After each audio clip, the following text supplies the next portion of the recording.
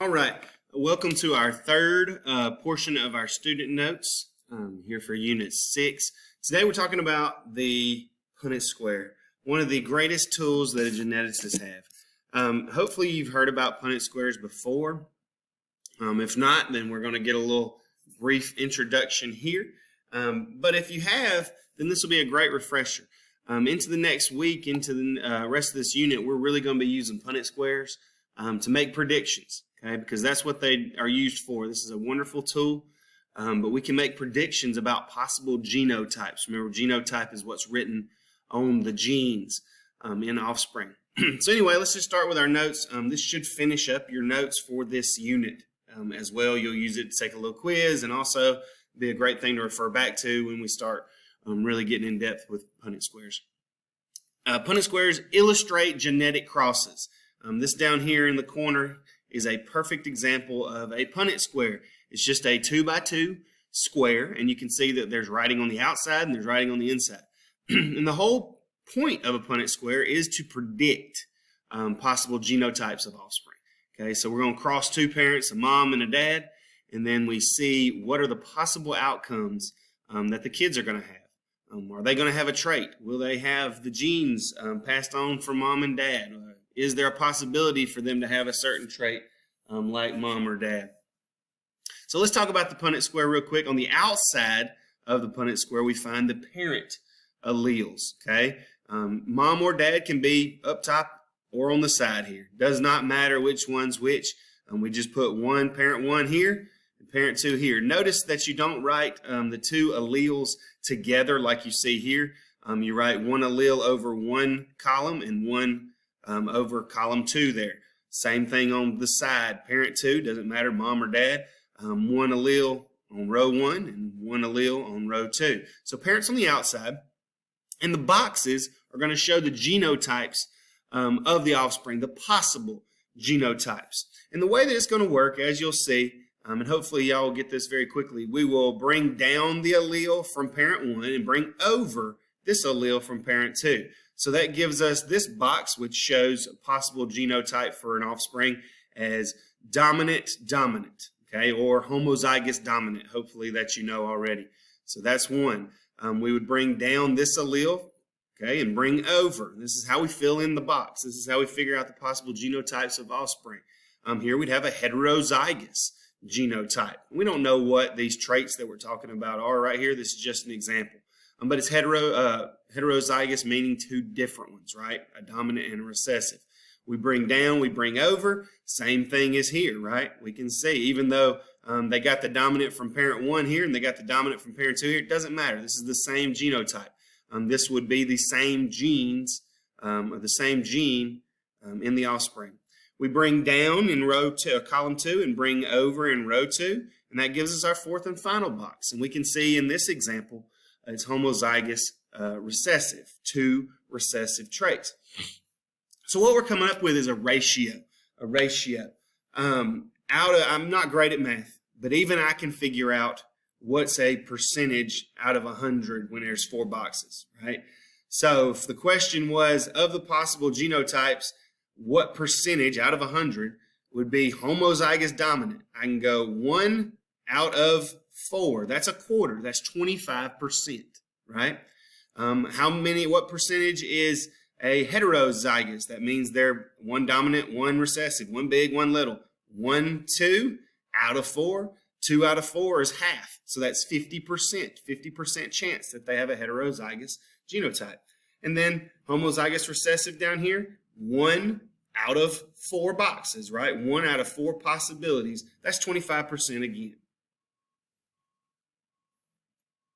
And there it goes. All right, so just looking again at the Punnett square, remember parents are on the outside, and we can put the alleles for the parents right here. We only put 1 in each column. On the side here, we only put 1 for each row. So here we're crossing two heterozygous parents, right? Big T, little t, big T, little t. And remember, the letters are just arbitrary. It's whatever you want them to be. I always suggest using a letter that has two very distinct, different, big and small cases, upper and lower cases. You wouldn't want to use something like an O, right? Because then you start trying to decipher, is this a big O or a little O? And you get a little confused. But T is a good example. In the middle here is where we find the possible offspring, right? We find the kid's genotype, the offspring's genotype. And then we can see here just kind of a review of homozygous recessive, heterozygous, homozygous dominant. You'll get the picture, hopefully. All right, let's look right here. Sorry, my computer did a little crazy something there. So this is a monohybrid cross. Mono means one. So we're dealing with monohybrid crosses. That means a one trait cross. Okay, so monohybrid crosses involve only one trait. It's what we'll mainly be looking at. It's what's the most useful with Punnett squares. Here we're crossing a homozygous dominant. That would be right here up top. Remember, dominant refers to the trait that's not necessarily bigger, stronger, faster, whatever. It's just the one that's going to be seen if it's paired with a recessive. Okay, so the dominant, homo means same, homozygous dominant. So two big letters, right? This is all this parent has to pass on is a dominant trait, a dominant allele, big F, big F. We're crossing it with a homozygous recessive. Okay, homo meaning same, recessive is the one that takes a back seat if it's paired with a dominant. So little left, little left. We bring down, we bring over. We bring down, we bring over. We bring down, we bring over. Okay, we're not just coming up with these, boxes here in the middle out of nowhere. We bring in this big one down. We're bringing this little one over, and that's what's making this box here. So we can look at the possible offspring. First thing you notice is they're all the same, right? We colored them out on this chart, which is nice. But even if we didn't have that color, the colored flowers, we could see big F, little f on all of them, right? We call that heterozygous. So if we cross a homozygous dominant and a homozygous recessive, two parents, we will always get this heterozygous genotype. So there is 100% chance, 4 out of 4, that the children would be heterozygous. And also, if you want to know the phenotype, remember phenotype is what we can physically tell about the offspring. They would have purple flowers in this circumstance, right? Because purple is dominant. So if there's a dominant, just like in these heterozygous, they all have got a dominant allele, those are the ones that's going to mask over the recessive. So there's a 100% chance that they're going to be purple flowers because they're heterozygous.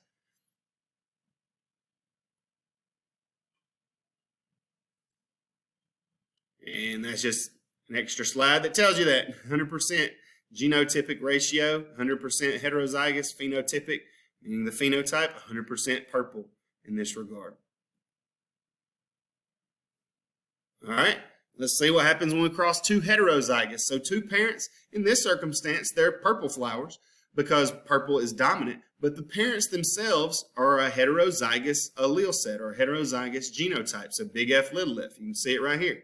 So we bring down, bring over. You do that on all 4. And we get something a little bit different. This is the second cross, by the way, that Mendel did, right? Remember, he took the purebred purple and purebred white. That's what we just saw a minute ago. And why was all of the flowers purple? Because they were all heterozygous genotype. And then he crossed that heterozygous in that second part of his experiment with itself. So both parents here, because you're only getting it from one parent, Mendel was, big F, little f. And so look what we see coming up here. A 3-to-1 ratio with a white flower popping back up. That 25%, 1 out of 4 is going to be white. This is explaining what he found out. Now, he didn't have this lingo, this language with it that we have, but same principle. And just kind of looking, this is a homozygous dominant, heterozygous, and a homozygous recessive. Sometimes you'll see genotypic ratio written like this as well. This just means how many homozygous dominant, how many heterozygous, how many homozygous recessive. Okay. I always like to use just percentages. So 25% homo dominant, 50% 2 out of 4 hetero, and 25% homo recessive. So what happens when we cross a homozygous recessive parent, or little f in this circumstance, and then a heterozygous parent? We bring down, we bring over, we bring down, we bring over. And one thing you're seeing also when you have a big letter and a little letter, it's just kind of common in the genetic community to write the dominant one first. Now, if you had little f, big F, is that still correct? Yeah, you can still glean off some information from that. It just cleans everything up. So that's why people like the big letter first. So homozygous recessive, heterozygous parent, what do we get? Man, we get 2 out of 4 heterozygous or having that purple dominant color. 2 out of 4 or 50% having homozygous recessive or that recessive color in this kind of white. All right, and there's something called a test cross. What if you know one of the parents, right, but you don't know the other parent? And we're trying to figure out their genotype. We don't know their genotype. Obviously, we can see their phenotype, right? We can look at them and tell. So check it out. A test cross is what we do. You do this in breeding animals a lot. That's why I got these cute little kitties attacking each other viciously. A lot of time with breeders, this is what they'll do. If you have an organism with a recessive phenotype, in other words, the recessive trait that you can obviously see, right? They don't have that dominance.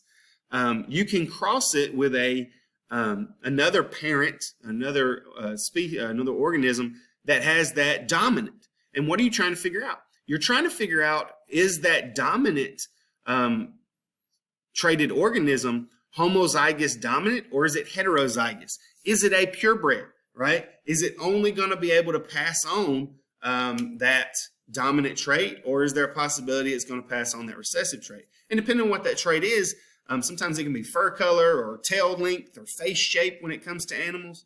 You want to know, what do you got here?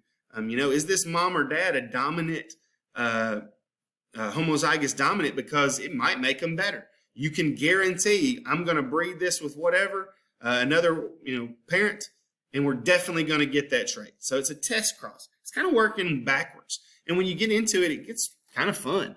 We'll look at some test crosses where we see one parent, we're trying to figure out the other. But remember, you can physically see what they are. This is figuring out what they are genotypically or on the genes, right?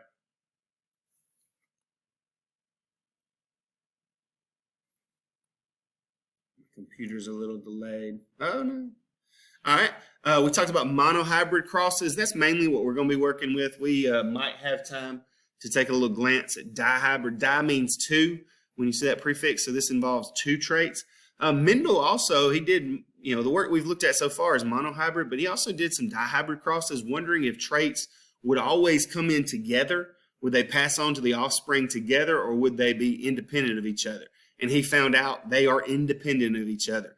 We see a little thing, a little chart here, a little Punnett square here, showing us that they do come in different. This is P color and P texture. You can see that, we can look at this a little deeper, but we don't really have time in this video to do that. I mean, always got a 9:3:3:1 ratio, just like when he crossed heterozygous, he always got that 25% chance of the homozygous come back in. But what his dihybrid crosses led to was the second law that we kind of briefly talked about, and that's the law of independent assortment. And what he said was that allele pairs separate independently of each other during meiosis. In other words, traits are not linked to each other. You can pass on, say, that P color and P texture there. A yellow, wrinkly P parent can pass on the yellow color without passing on the wrinkled texture, or vice versa. Okay, they're not going to have to pass them on together. Independent assortment, they separate during meiosis independently each other. They are not linked together. Traits stand on their own. They are not linked together. Heredity patterns give us kind of what we've already been looking at, a probability. Okay, it's the likelihood that a particular event will happen. Right? Just because a parent is heterozygous and can pass on a dominant trait doesn't mean that every one of the offspring is going to have it, or it might be that some of them are going to have it. Look at the example of flipping a coin. When I flip a coin, it's 50-50 that it's going to be heads or tails. But there is a chance, right, that I could flip the coin twice and it be heads twice. It's not a guarantee. I could flip a coin 100 times, and there is a chance that it could be heads every time. I would question the integrity of the coin, but it's still a chance. Okay, so when we look at this, it doesn't mean if they have 4 offspring, in those other examples, that they're going to be this one, this one, this one, and this one guaranteed. It's simply the odds that it'll happen.